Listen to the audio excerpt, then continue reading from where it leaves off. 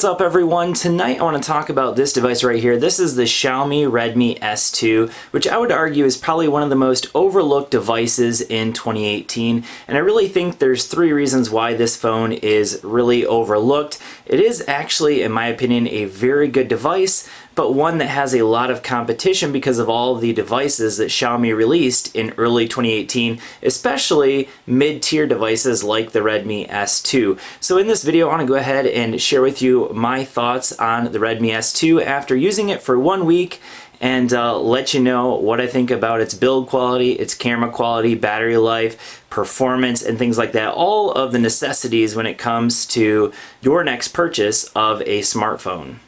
Alright, so the way I see it, there are really four reasons why this device is going to be overlooked in 2018. Number one is the competition from Xiaomi itself.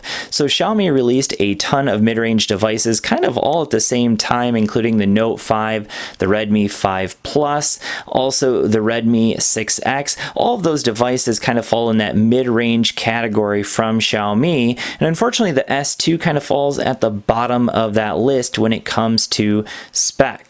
Now, reason number two is the display. So this is one of the only mid-range devices from Xiaomi that's rocking a 720p display. Now, this is actually a pretty darn good looking 720p display in my opinion. However, it is still just a 720p display and it is 6 inches. So you spread out all those pixels over 6 inches and you're bound to see a few pixels here and there. Now, reason number three is this thing is still rocking micro USB. So unfortunately in 2018 Xiaomi has elected not to jump to Type-C with this device. Now again, it is only a $150 to $160 device, but Type-C would still be really nice. And reason number four is the build. So most of Xiaomi's devices are metal, even at this price range.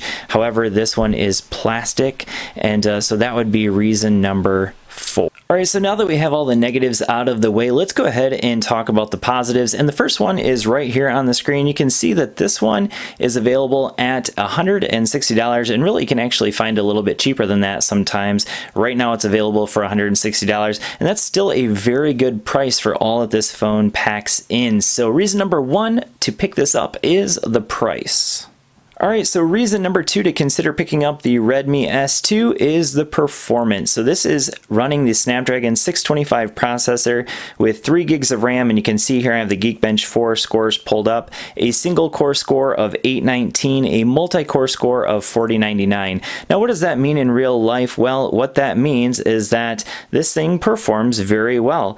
So you can see I had some pictures pulled up there. I will go ahead and go back, and we're just going to kind of run through some of the apps I had loaded in the background. You can see they're loading up very quickly. No issues whatsoever bringing them up from the background. And in general, I've had literally like almost no hiccups with this device over the course of the time that I've had it, which is really only about a week and a half. But in that time, it's done a very good job of keeping up with day-to-day tasks, including light gaming. Now, if you're doing some heavy gaming, you will have some frame rate drops on occasion, but in general, most games will run very smoothly on the Redmi S2.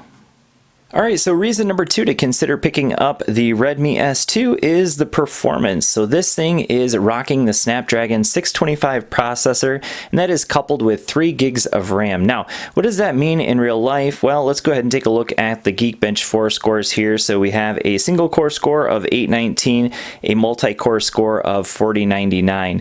Now, what does that mean for you in day-to-day usage? Well, it means that this thing does a great job of pulling up apps in the background. I'm going to go ahead and bring up a few of them here in the background. It's telling me my battery is low. I've actually been using this for 2 days now, so battery life is also very good. But you can see it brings up apps in the background quite well. Everything runs fast and smooth. So that is day-to-day usage. Things like Twitter, Facebook, all of those heavier apps will run just fine. Now, gaming-wise, this thing does a pretty darn good job. So most of the games I've been playing have been on Disney now because my kids have been playing it. But overall, I would say that the performance on this device has been very good so far. And that's to be expected because of that Snapdragon 625 processor. Now, that's not a flagship processor, but it's a very good mid-range processor. All right, and reason number 3 to consider picking up the Redmi S2 is the battery life. So battery life wise, this thing is doing fantastic. So you can see here I'm at 6 hours and 4 minutes, and I'm currently sitting at 18% battery life, and that is screen on time, I should say. So this thing is easily going to get close to 7, maybe even 8 hours of screen on time, which is very good because it only has a 3000 milliamp hour battery. Now, is this the best battery life you can get out of a mid-range Xiaomi device? Absolutely not. If you want the best battery life, pick up the Redmi 5 Plus. That has the same processor, but is coupled with 4000 milliamp hour battery, and that thing is an absolute battery beast. Easily 10 to 12 hours of battery life with screen on time, whereas this one's going to get, on average, I'm generally getting around 7 to 8 hours, which is still very, very good and easily will get you through a full day of usage. Alright, so reason number 4 to consider picking up the Redmi S2 is the camera quality. So you have a 12 and 5 megapixel dual camera setup on the back, as well as dual flash there, and on the front there is a 16 megapixel camera for those high resolution selfies. So if you are into the selfie game, this could be the phone for you because you get a 16 megapixel selfie camera. Now, you can shoot both portrait mode in the front and the rear cameras, but one negative would be probably with video, you're only going to get 1080p whether you're shooting on the back or the front cameras. So for some people, without that 4K, that could be a deal breaker, but at $150, I don't think you should expect a camera that can shoot in 4K. However, I will mention that some of the other mid-range devices put out by Xiaomi do have that ability, so that is something worth mentioning here with the S2 and maybe just a slight negative. Now, a positive would be the fact that you do get electronic image stabilization built into the camera of the Redmi S2, and it does a fairly good job in my opinion.